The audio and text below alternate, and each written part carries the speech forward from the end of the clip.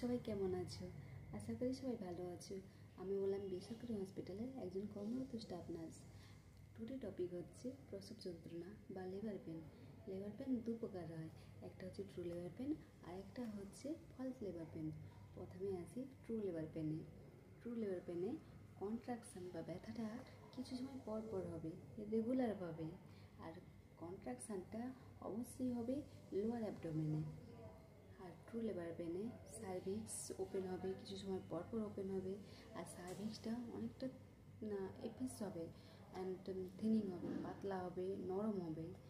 আর false labour পেনে কন্ট্রাকশানটা ইরেগুলারভাবে হবে, আর contraction বা যন্ত্রণাটা অবশ্যই হবে আপার আম্বিকাস মানে নাভির উপরে হবে, আর কোমরের দিকে, পিছনে কোমরের দিকে ছড়িয়ে পড়বে। আর ফলস লেবার পেনে সার্ভিক্স কোনোদিনও ওপেন হবে না। তো কীভাবে বুঝবে এটা ট্রু লেবার পেন না ফলস লেবার পেন? অবশ্যই বুঝতে পেরে গেছো। এর পরের টপিকে বা পরের একটা ভিডিওতে আমি অবশ্যই তোমাদের জানাবো যে সার্ভিস ওপেন কীভাবে হয় বা কত সময় পর পর হয়, এটা অবশ্যই জানাবো। নতুন নতুন টপিক জানার জন্য অবশ্যই আমাকে কমেন্ট করো। টাটা বাই, আজকের মতো।